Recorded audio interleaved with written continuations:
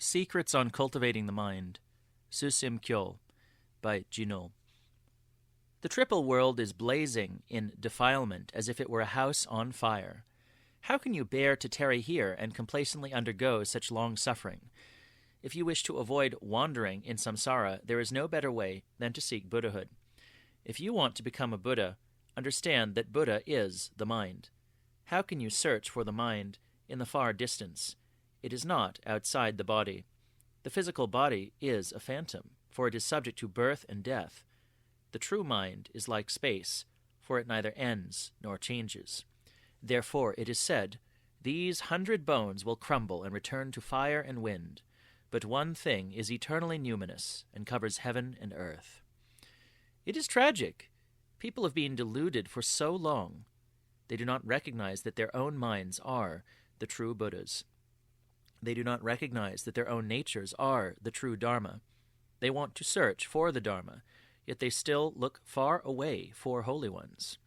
They want to search for the Buddha, yet they will not observe their own minds.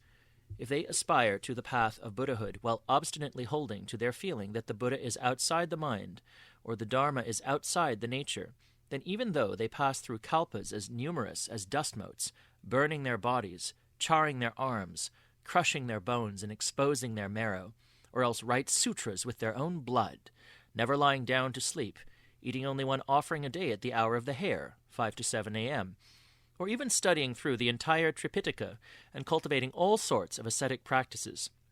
It is like trying to make rice by boiling sand. It will only add to their tribulation. If they would only understand their own minds, then, without searching, approaches to Dharma as numerous as the sands of the Ganges and uncountable sublime meanings would all be understood. As the world-honored one said, "I see that all sentient beings everywhere are endowed with a Tathagata's wisdom and virtue." He also said, "All the illusory guises in which sentient beings appear take shape in the sublime mind of the Tathagata's complete enlightenment. Consequently, you should know that outside this mind there is no Buddhahood which can be attained. All the Buddhas of the past were merely persons who understood their minds.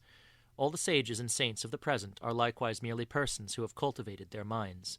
All future meditators should rely on this Dharma as well. I hope that you who cultivate the path will never search outside. The nature of the mind is unstained. It is originally whole and complete in itself. If you will only leave behind false conditioning, you will be such, like the Buddha."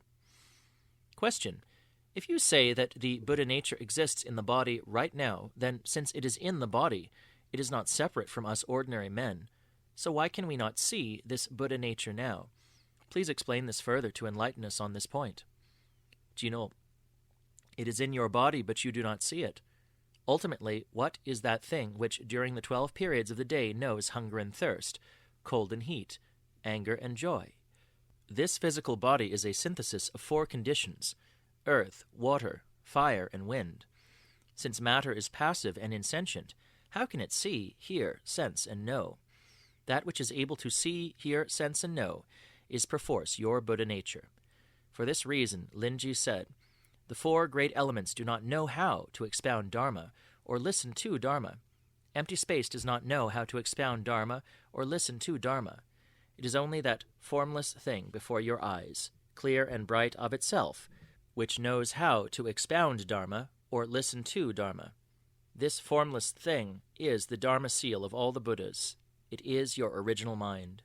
Since this Buddha nature exists in your body right now, why do you vainly search for it outside?" In case you cannot accept this, I will mention some of the events surrounding a few of the ancient saints' entrance onto the path. These should allow you to resolve your doubts. Listen carefully and try to believe.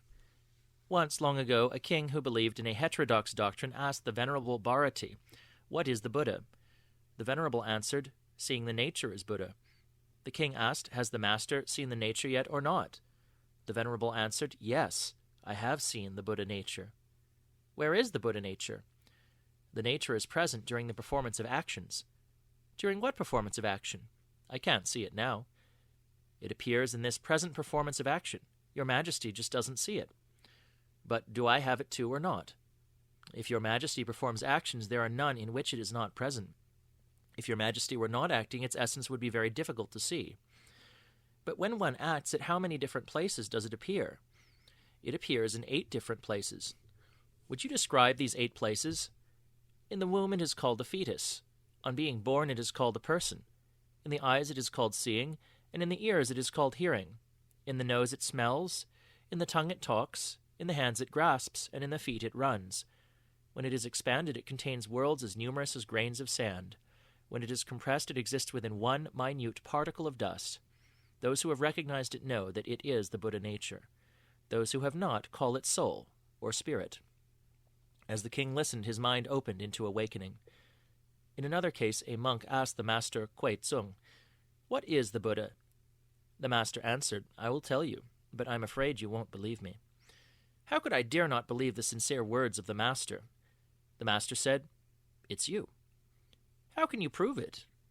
"If there is one eyelash in your eye, flowers in the sky will fall everywhere." The monk heard this and understood. These stories I have just told about the saints of old entering the path are clear and simple. They do not strain the powers of comprehension. If you gain some faith and understanding from these 2 Kong-an, you will walk hand in hand with the saints of old. Question.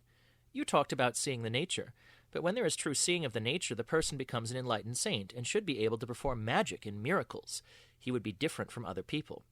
How is it then that among those who cultivate the mind nowadays, not one can display these spiritual powers and transformation bodies? Chinul. You should not utter absurdities lightly. To be unable to differentiate the perverse from the noble is to be deluded and confused. Nowadays, you people who are training on the path chat about truth with your mouth, but in your minds you only shrink from it and end up falling into the error of underestimating yourselves by thinking that you do not share in the Buddha nature. This is all that you are doubting. You train on the path but do not know the proper sequence of practice. You talk about truth but do not distinguish the root from the branches. This is called wrong view. It is not called cultivation. You are not only deceiving yourselves, you are deceiving others too. How can you not be on your guard against this? Now, there are many approaches to the path, but essentially they are included in the twofold approach of sudden awakening and gradual cultivation. Although sudden awakening, sudden cultivation has been advocated, this is the entrance for people of the highest faculties.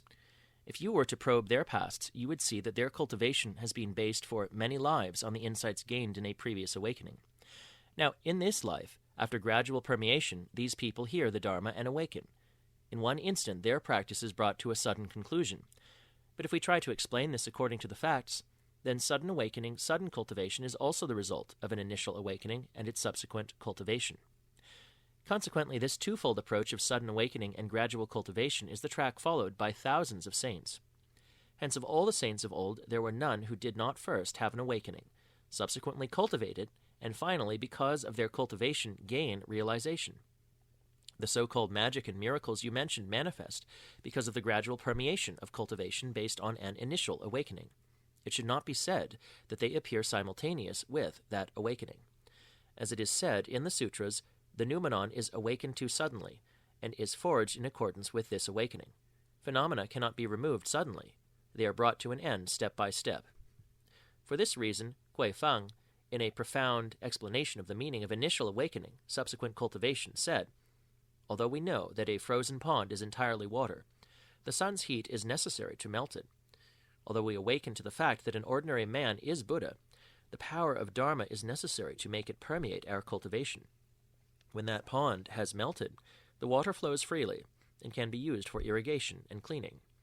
When falsity is extinguished, the mind will be numinous and dynamic, and then its function of penetrating brightness will manifest." These quotations should make it clear that the ability to perform magic and miracles in the phenomenal sphere cannot be perfected in a day. It will manifest only after gradual permeation. Moreover, in the case of accomplished men, phenomenal spiritual powers are like an eerie apparition. They are only a minor concern of the saints. Although they might perform them, they do not give them undue emphasis. Nowadays, deluded and ignorant people wrongly assume that in the one moment of awakening, incalculable sublime functions, as well as magic and miracles, manifest in tandem. This is the sort of understanding I was referring to when I said that you did not know the proper sequence of practice, and did not distinguish the root from the branches. To seek the path to Buddhahood while not knowing the proper sequence of practice, or the root and the branches, is like trying to put a square peg into a round hole. Can this be anything but a grave mistake? Because such people do not know of any expedience, they hesitate, as if they were facing a steep precipice, and end up backsliding. Alas, many have broken their ties with the spiritual family of the Buddha in this manner. Since they neither understand for themselves, nor believe that others have had an understanding awakening, when they see someone without spiritual powers, they act insolently, ridiculing the sages and insulting the saints. This is really quite pitiful. Question. You have said that this twofold approach of sudden awakening, gradual cultivation, is the track followed by thousands of saints. But if awakening is really sudden awakening, what need is there for gradual cultivation? And if cultivation means gradual cultivation, how can you speak of sudden awakening? We hope that you will expound further on these two ideas of sudden and gradual, and resolve our remaining doubts. Chinul. First, let us take sudden awakening. When the ordinary man is deluded, he assumes that the four great elements are his body, and the false thoughts are his mind. He does not know that his own nature is the true Dharma body. He does not know that his own numinous awareness is the true Buddha. He looks for the Buddha outside his mind. While he is thus wandering aimlessly, the entrance to the road might by chance be pointed out by a wise adviser. If in one thought he then follows back the light of his mind to its source, and sees his own original nature, he will discover that the ground of this nature is innately free of defilement, and that he himself is originally endowed with the non-outflow wisdom nature which is not a hair's breadth different from that of all the Buddhas. Hence it is called sudden awakening. Next, let us consider gradual cultivation. Although he has awakened to the fact that his original nature is no different from that of the Buddhas, the beginningless habit energies are extremely difficult to remove suddenly, and so he must continue to cultivate while relying on this awakening. Through this gradual permeation, his endeavors reach completion. He constantly nurtures the sacred embryo, and after a long time he becomes a saint. Hence it is called gradual cultivation. This process can be compared to the maturation of a child. From the day of its birth, a baby is endowed with all the sense organs just like everyone else, but its strength is not yet fully developed. It is only after many months and years that it will finally become an adult. Question. Through what expedience is it possible to trace back the radiance of one's sense faculties in one thought and awaken to the self-nature? Chinul. The self-nature is just your own mind. What other expedients do you need? If you ask for expedients to seek understanding, you are like a person who, because he does not see his own eyes, assumes that he has no eyes, and decides to find some way to see. But since he does have eyes, how else is he supposed to see? If he realizes that in fact he has never lost his eyes, this is the same as seeing his eyes, and no longer would he waste his time trying to find a way to see. How then could he have any thoughts that he could not see? Your own numinous awareness is exactly the same. Since this awareness is your own mind, how else are you going to understand? If you seek some other way to understand, you will never understand. Simply by knowing that there is no other way to understand, you are seeing the nature.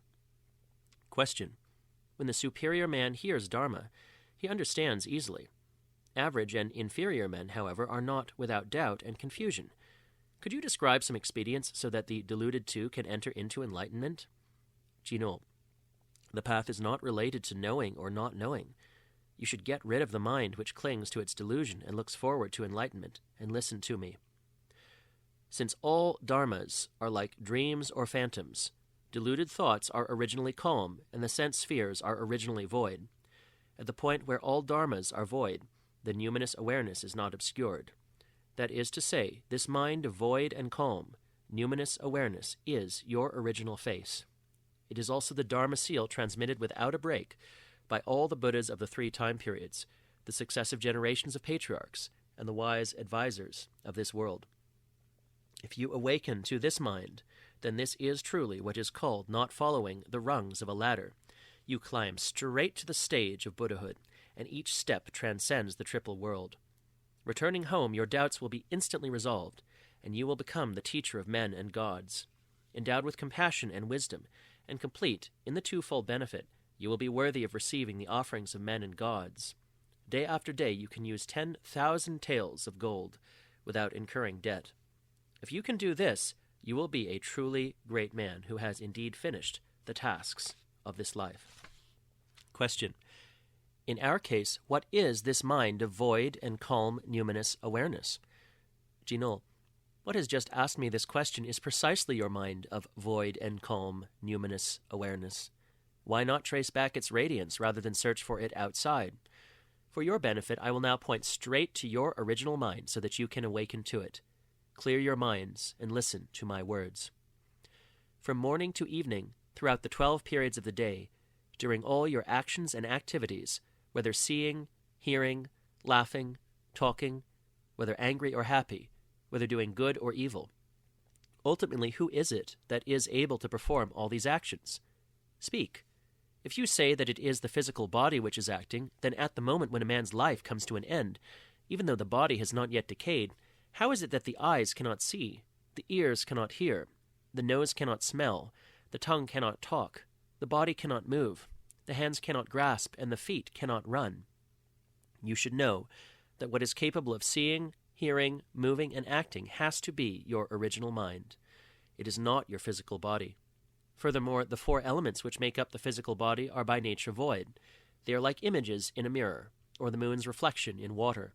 How can they be clear and constantly aware, always bright and never obscured, and upon activation be able to put into operation sublime functions as numerous as the sands of the Ganges?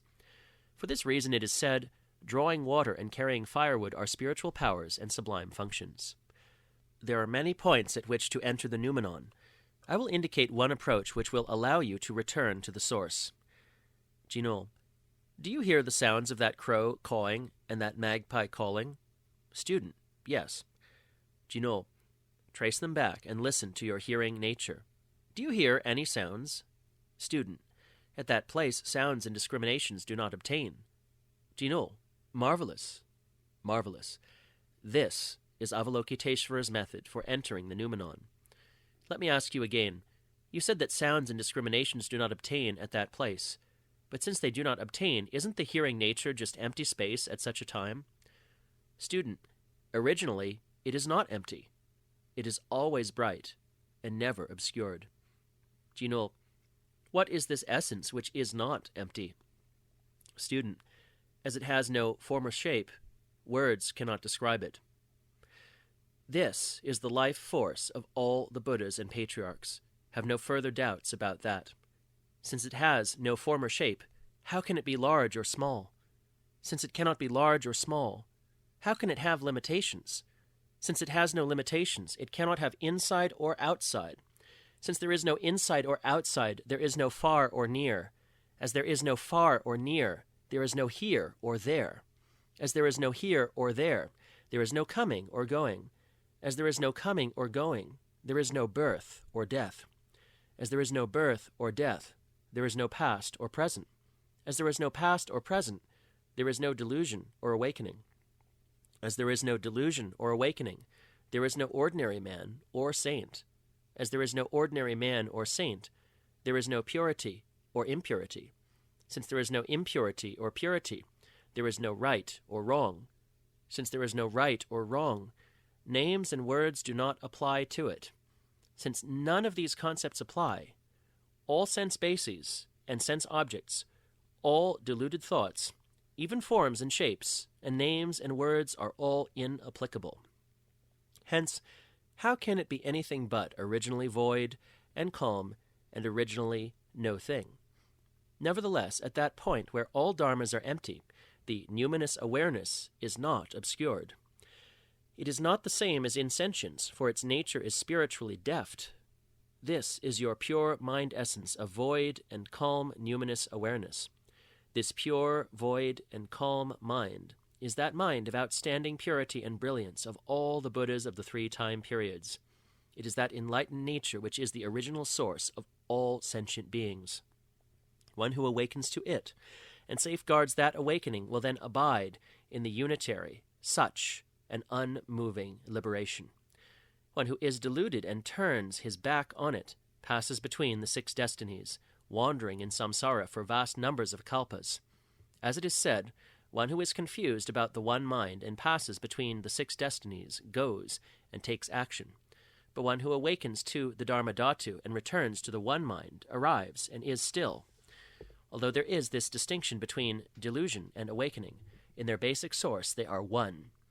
As it is said, the word dharma means the mind of the sentient being. But as there is neither more of this void and calm mind in the saint, nor less of it in the ordinary man, it is also said, in the wisdom of the saint it is no brighter. Hidden in the mind of the ordinary man, it is no darker. Since there is neither more of it in the saint nor less of it in the ordinary man, how are the Buddhas and patriarchs any different from other men? The only thing that makes them different is that they can protect their minds and thoughts. Nothing more. If you believe me to the point where you can suddenly extinguish your doubt, show the will of a great man, and give rise to authentic vision and understanding, if you know its taste for yourself, arrive at the stage of self-affirmation and gain understanding of your true nature, then this is the understanding awakening achieved by those who have cultivated the mind. Since no further steps are involved, it is called sudden. Therefore it is said, when in the cause of faith one meshes without the slightest degree of error with all the qualities of the fruition of Buddhahood, faith is achieved. Question. Once the noumenon is awakened to, no further steps are involved. Why then do you posit subsequent cultivation, gradual permeation, and gradual perfection? Chinul. Earlier, the meaning of gradual cultivation subsequent to awakening was fully explained, but since your feeling of doubt persists, it seems that I will have to explain it again. Clear your minds and listen carefully. For innumerable kalpas without beginning, up to the present time, ordinary men have passed between the 5 destinies, coming and going, between birth and death. They obstinately cling to self, and over a long period of time their natures have become thoroughly permeated by false thoughts, inverted views, ignorance, and the habit energies. Although coming into this life they might suddenly awaken to the fact that their self-nature is originally void and calm, and no different from that of the Buddhas, these old habits are difficult to eliminate completely. Consequently, when they come into contact with either favorable or adverse objects, then anger and happiness, or propriety or impropriety, blaze forth. Their adventitious defilements are no different from before.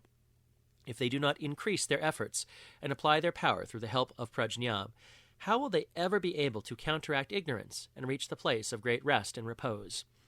As it is said, although the person who has suddenly awakened is the same as the Buddhas, the habit energies which have built up over many lives are deep-rooted. The wind ceases, but the waves still surge. The noumenon manifests, but thoughts still invade. Zen Master Da Hui Zonggao said, often gifted people can break through this affair and achieve sudden awakening without expending a lot of strength. Then they relax and do not try to counteract the habit energies and deluded thoughts.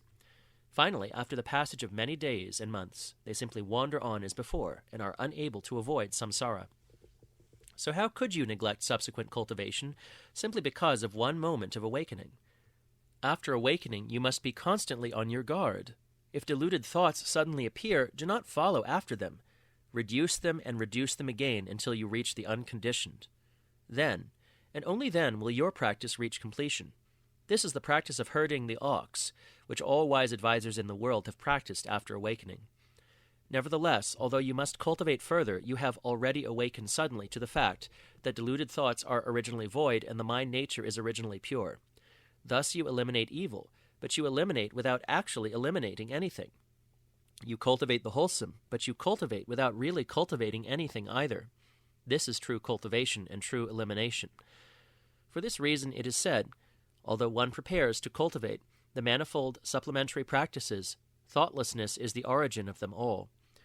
Gui Feng summed up the distinction between the ideas of initial awakening and subsequent cultivation when he said, he has the sudden awakening to the fact that his nature is originally free of defilement, and he is originally in full possession of the non-outflow wisdom nature, which is no different from that of the Buddhas. To cultivate while relying on this awakening is called Supreme Vehicle Sun, or the pure Sun of the Tathagatas.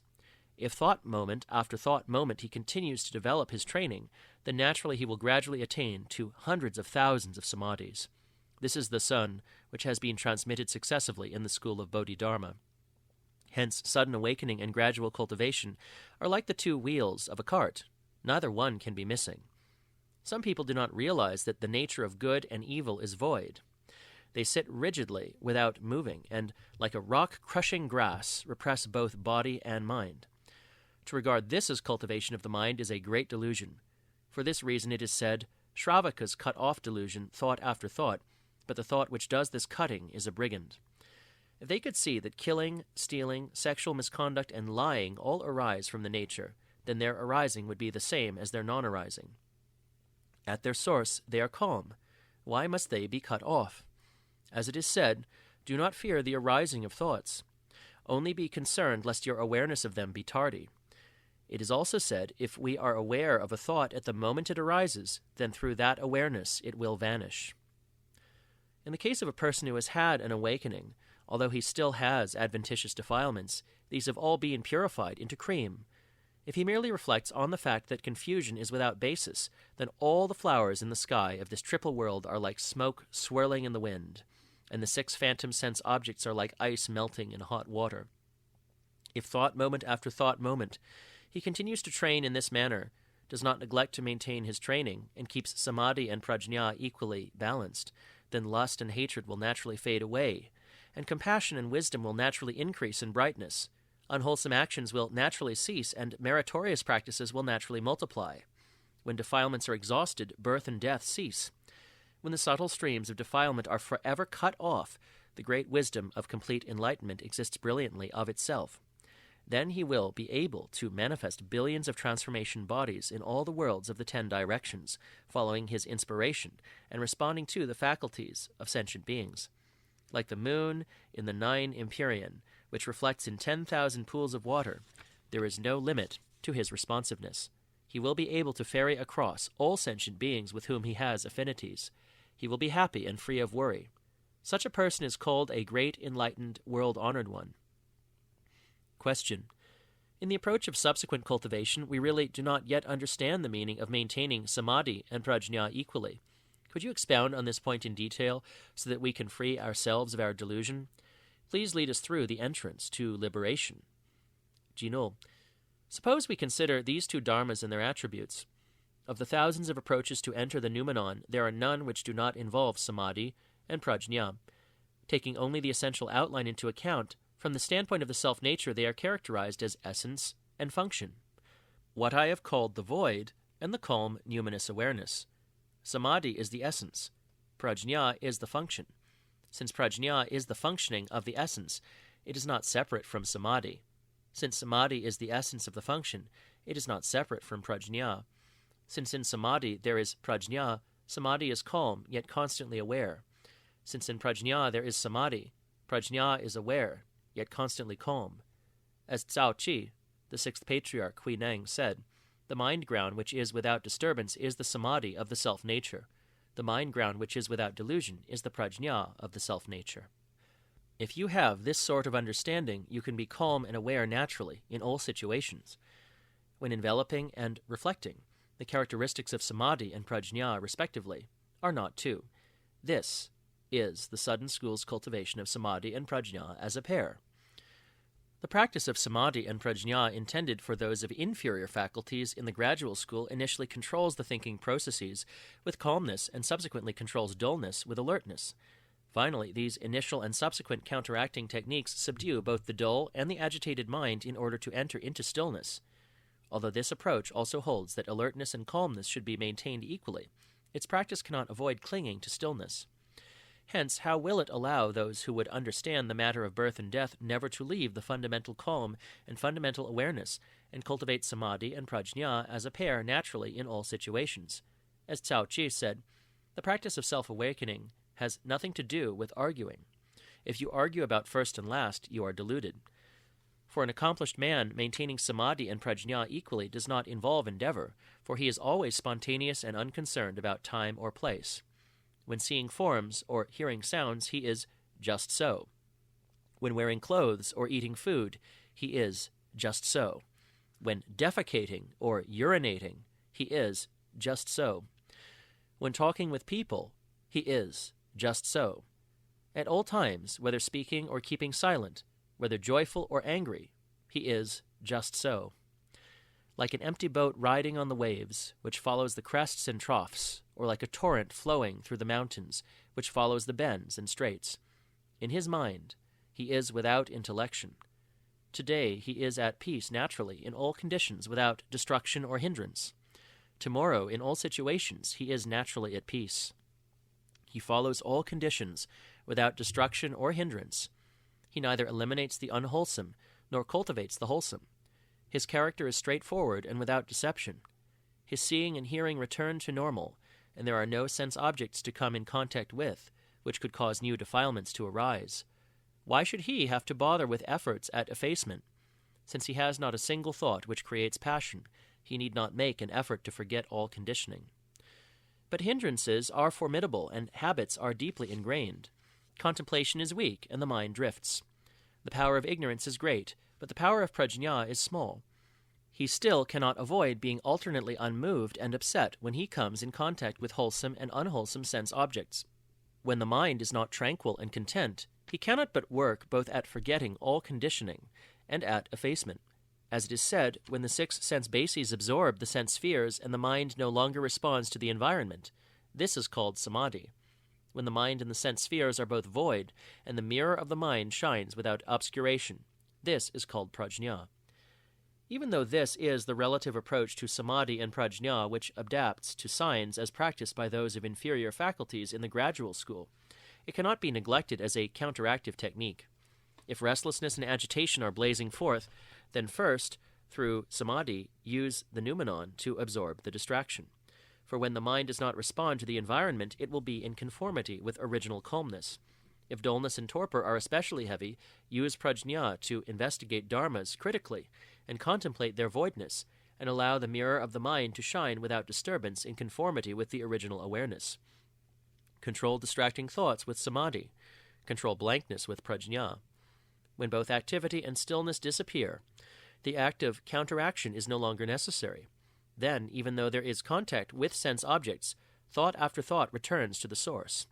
Regardless of the conditions he meets, every mental state is in conformity with the path. Naturally, samādhi and prajñā are cultivated as a pair in all situations, until finally the student becomes a person with no concerns. When this is so, one is truly maintaining samādhi and prajñā equally. One has clearly seen the Buddha nature. Question. According to your assessment, there are 2 types of samādhi and prajñā which are maintained equally during cultivation after awakening. First, the samādhi and prajñā of the self-nature. Second, the relative samādhi and prajñā which adapt to signs. The self-nature type means to be calm yet aware in all circumstances. Since the person who has awakened to the self-nature is always spontaneous and free from attachment to objects, why does he need to trouble with effacing the defilements? Since there is not even one thought which creates passion, there is no need to make vain efforts at forgetting all conditioning. Your assessment was that this approach is the Sudden School's equal maintenance of samādhi and prajñā, which never leaves the self-nature. The relative type which follows signs means either to absorb distraction by according with the noumenon, or to investigate dharmas critically and contemplate their voidness. One controls both dullness and agitation, and thereby enters the unconditioned. But your assessment was that this practice is for those of inferior faculties in the gradual school. We are not yet free of doubts about the samādhi and prajñā of these 2 different approaches. Would you say that one should first rely on the self-nature type, and then, after cultivating samādhi and prajñā concurrently, make further use of the countermeasures or the relative approach? Or should one first rely on the relative type, so that after controlling dullness and agitation, he can enter into the self-nature type? If, after initially using the samādhi and prajñā of the self-nature, he is able to remain calm and aware naturally, in all situations, thus rendering the counteractive measures unnecessary, why would he subsequently have to apply the relative type of samādhi and prajñā? It is like a piece of white jade. If it is engraved, its natural quality will be destroyed. On the other hand, after the initial application of the relative type of samādhi and prajñā, if the work of counteraction is brought to a close and he then progresses to the self-nature type, this would be merely gradual development prior to awakening as practiced by those of inferior faculties in the gradual school. Then how would you be able to say that the Sudden School's approach of initial awakening and subsequent cultivation makes use of the effortless effort? If these 2 types can both be practiced in the one time that has no past or future via sudden awakening, sudden cultivation, there would have to be a difference between the respective suddenness and gradualness of these 2 types of samādhi and prajñā. So how could they both be cultivated at once? The Sudden School adept relies on the self-nature type and eschews effort by remaining natural in all situations. Students of inferior capacity in the gradual school tend toward the relative type and exert themselves applying countermeasures. The suddenness and gradualness of these two types of practices are not identical. Their respective superiority and inferiority is obvious. So in the approach of initial awakening and subsequent cultivation, why is it explained that there are two ways to maintain samādhi and prajñā equally? Could you help us to understand this and eliminate our doubts? Chinul. The explanation is obvious. Your doubts only come from yourselves. If you try to understand by merely following the words, you will, on the contrary, only give rise to doubt and confusion. It is best to forget the words. Do not bother with detailed scrutiny of them. Now let us go on to my assessment of the cultivation of these two types of practice. Cultivation of the samādhi and prajñā of the self-nature involves the use of the sudden school's effortless effort in which both are put into practice and both are calmed. Oneself cultivates the self-nature, and oneself completes the path to Buddhahood. Cultivation of the relative samādhi and prajñā, which adapts to signs, involves the use of the counteractive measures which are cultivated prior to awakening by those of inferior faculties in the gradual school. Thought moment after thought moment, confusion is eliminated. It is a practice which clings to stillness. These two types are different. One is sudden and the other gradual. They should not be combined haphazardly. Although the approach involving cultivation after awakening does discuss the counteractive measures of the relative approach which adapts to signs, it does not employ the practices of those of inferior faculties in the gradual school in their entirety. It uses its expedients, but only as a temporary measure. And why is this? In the sudden school, too, there are those whose faculties are superior and those whose faculties are inferior. Their baggage, their backgrounds and abilities cannot be weighed according to the same standard. If a person's defilements are weak and insipid, and his body and mind are light and at ease, if in the good he leaves the good, and in the bad he leaves the bad, if he is unmoving in the 8 worldly winds, if the 3 types of feeling are calmed, then he can rely on the samādhi and prajñā of the self-nature, and cultivate them concurrently in all situations naturally. He is impeccable and passive. Whether in action or at rest, he is always absorbed in Susån, and perfects the principle of naturalness. What need is there for him to borrow the relative approach's counteractive measures? If one is not sick, there is no need to look for medicine. On the other hand, even though a person might initially have had a sudden awakening, if the defilements are engrossing and the habit energies deeply ingrained, if the mind becomes passionate whenever it is in contact with sense objects, if he is always involved in confrontations with the situations he meets, if he is always beset by dullness and agitation, or if he loses the constancy of calmness and awareness, then he should borrow the relative samādhi and prajñā, which adapts to signs, and not forget the counteractive measures which control both dullness and agitation. Thereby he will enter the unconditioned. This is what is proper here. But even though he borrows the countermeasures in order to bring the habit energies under temporary control, he has had a sudden awakening to the fact that the mind nature is fundamentally pure, and the defilements fundamentally empty. Hence he does not fall into the corrupt practice of those of inferior faculties in the gradual school. And why is this? Although during cultivation prior to awakening, a person following the gradual approach does not forget to be diligent, and thought moment after thought moment permeates his cultivation, he still gives rise to doubts everywhere and cannot free himself from obstacles. It is as if he had something stuck in his chest. He is always uncomfortable. After many days and months, as the work of counteraction matures, the adventitious defilements of body and mind might then appear to weaken. Although they seem lighter, the root of doubt is not yet severed. He is like a rock which is crushing grass. He still cannot be self-reliant in the realm of birth and death. Therefore, it is said, cultivation prior to awakening is not true cultivation. In the case of a man who has awakened, although he employs expedients, moment to moment he is free of doubts, and does not become polluted. After many days and months, he naturally conforms with the impeccable, sublime nature. Naturally, he is calm and aware in all situations. Moment by moment, as he becomes involved in sensory experience in all the sense realms, thought after thought, he always severs defilements, for he never leaves the self-nature. By maintaining samādhi and prajñā equally, he perfects supreme bodhi and is no longer any different from those of superior faculties mentioned previously. Thus, although the relative samādhi and prajñā is a practice for those of inferior faculties in the gradual school, for the man who has had an awakening it can be said that iron has been transmuted into gold.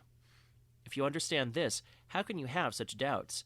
Doubts like the discriminative view that a sequence or progression is involved in the practice of these two types of samādhi and prajñā. I hope that all cultivators of the path will study these words carefully. Extinguish your doubts, or you will end up backsliding. If you have the will of a great man and seek supreme bodhi, what will you do if you discard this approach? Do not grasp at the words, but try to understand the meaning directly. Stay focused on the definitive teaching. Return to yourselves and merge with the original guiding principle. Then the wisdom which cannot be obtained from any master will naturally manifest. The impeccable noumenon will be clear and unobscured. The perfection of the wisdom body does not come from any other awakening. And yet, although this sublime truth applies to everyone, unless the omniscient wisdom of prajñā, the basis of the Mahayana, is started early, you will not be able to produce right faith in a single thought. And how can this merely result in a lack of faith? You will also end up slandering the three treasures and will finally invite punishment in the interminable hell. This happens frequently. But even though you are not yet able to accept this truth in faith, if it passes through your ears just once, and you feel affinity with it for even a moment, the merit will be incalculable. As it says in Secrets on Mind Only, hearing the Dharma but not believing is still cause for the fruition of the seed of Buddhahood. Training on the Buddhist path but not completing it is still merit surpassing that of men and gods. But he who does not lose the right cause for the attainment of Buddhahood, and who moreover listens and believes, trains and completes his training, and guards his achievement without forgetting it, how can his merit be calculated? If we consider our actions in our past wanderings in samsara, we have no way of knowing for how many thousands of kalpas we have fallen into the darkness or entered the interminable hell and endured all kinds of suffering. Nor can we know how many times we have aspired to the path to Buddhahood, but because we did not meet with wise advisers, remained submerged in the sea of birth and death for long kalpas, dark and unenlightened, performing all sorts of evil actions. Though we may reflect on this once in a while, we cannot imagine the duration of our misery. How can we relax and suffer again the same calamities as before?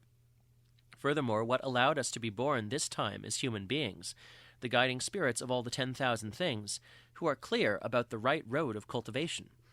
Truly, a human birth is as difficult to ensure as a blind turtle putting its head through a hole in a piece of wood floating on the ocean, or a mustard seed falling onto the point of a needle.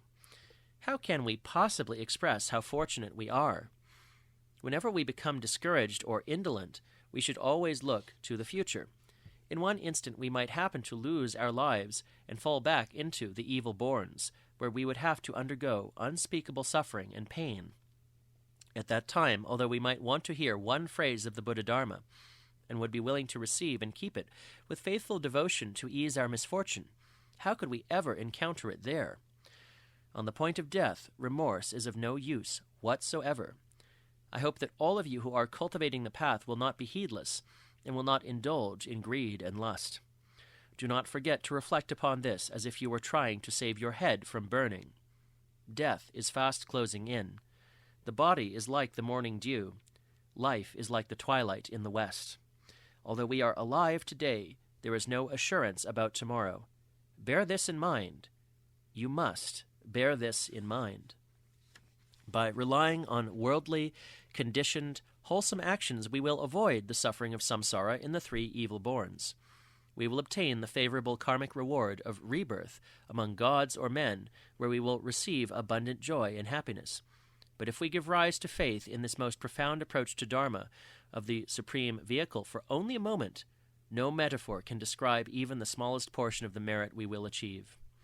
As it is said in the sutras, if one takes all the 7 jewels in all the world systems of this trichiliocosm and offers them to all the sentient beings of those worlds until they are completely satisfied, or furthermore, if one instructs all the sentient beings of those worlds and causes them to realize the 4 fruitions, the merit so gained will be immeasurable and boundless. But it is not as great as the merit gained from the first recollection of this Dharma for the period of 1 meal. Therefore, we should know that our approach to Dharma is the holiest and most precious of all. Its merit is incomparable. As the sutras say, one thought of purity of mind is a bodhimanda, and is better than building 7 jeweled stupas as numerous as the sands of the Ganges. Those jeweled stupas will finally be reduced to dust. But one thought of purity of mind produces right enlightenment. I hope that all of you who are cultivating the path will study these words carefully and keep them always in mind. If this body is not ferried across to the other shore in this lifetime, then for which life are you going to wait? If you do not cultivate now, you will go off in the wrong direction for 10,000 kalpas. But if you practice assiduously now, practices which are difficult to cultivate will gradually become easier, until finally, meritorious practice will advance of itself. Alas, when starving people are given princely delicacies nowadays, they do not even know enough to put them in their mouths. When they are sick, they meet the king of doctors, but do not even know enough to take the medicine. If no one says, "What shall I do? What shall I do?" then what shall I do for him? Although the character of mundane, conditioned activities can be seen and its effect experienced, if a person succeeds in one affair, everyone prizes the rarity of it. The source of our minds has neither shape to be observed nor form to be seen. The way of words and speech is cut off there. Since the activities of mind are ended, Maras and heretics have no way to revile us. Even the praises of Indra, Brahma, and all the gods will not reach it. So how can the mind be fathomed by the shallow understanding of ordinary men? How pitiful!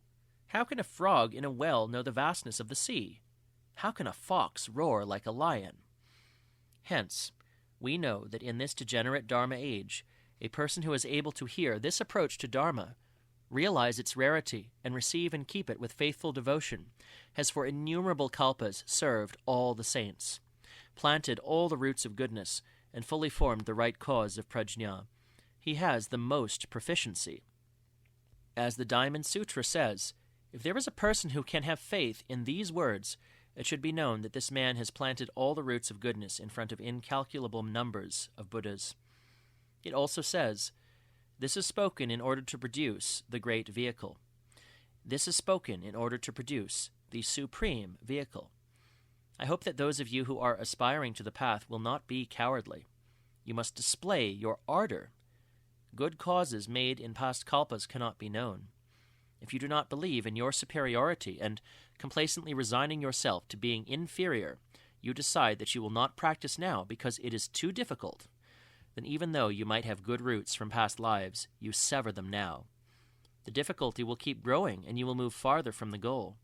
Since you have now arrived at the treasure house, how can you return empty-handed?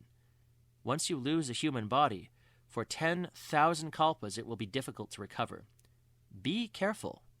Knowing that there is a treasure house, how can a wise person turn back and not look for it, and yet continue to resent bitterly his destitution and poverty? If you want the treasure, you must throw away this skin bag.